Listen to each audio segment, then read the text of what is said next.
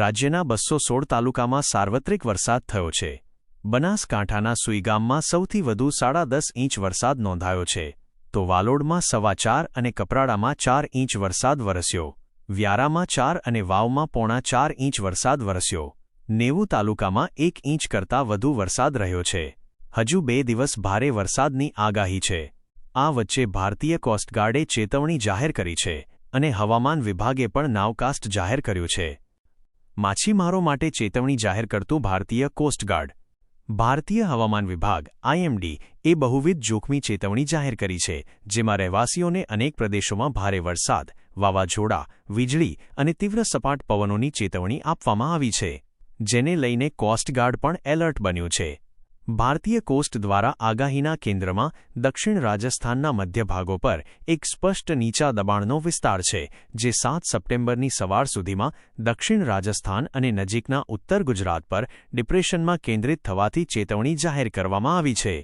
ચેતવણી ધ્યાનમાં રાખીને દરિયામાં ફરતા તમામ વેપારી જહાજો, માછીમારી જહાજો અને અન્ય જહાજોને જાહેર કરવામાં આવી છે. બધા વેપારી જહાજોને સાવચેતી રાખવા અને વિકસિત હવામાન પરિસ્થિતિઓ પર નજર રાખવાની સલાહ આપવામાં આવી છે. વધુમાં માછીમારોને નજીકના બંદર પર પાછા ફરવા માટે સતત ચેતવણી જારી કરવામાં આવી રહી છે.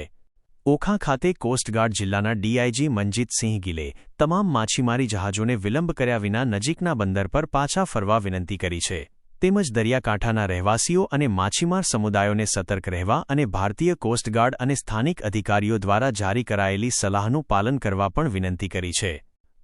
કોસ્ટગાર્ડ અને સ્થાનિક અધિકારીઓએ માછીમારોને તાત્કાલિક દરિયાકિનારે પરત ફરવા અને સલામત રહેવા સૂચના અપાઈ છે. ભારતીય હવામાન વિભાગ (IMD) એ અત્યંત ગંભીર હવામાન ચેતવણી જાહેર કરી છે. શક્તિશાળી લો પ્રેશર એરિયા તરફ વધી રહ્યું છે. આગામી 24 કલાકમાં ડિપ્રેશનમાં ફેરવાઈને આગળ વધવાની શક્યતા છે. આવતીકાલે ભારે વરસાદ, વીજળી અને તેજ પવન ફૂંકાવાની આગાહી કરવામાં આવી છે. દરિયાકાંઠાના રહેવાસીઓને પણ સતર્ક રહેવાની અપીલ કરવામાં આવી છે.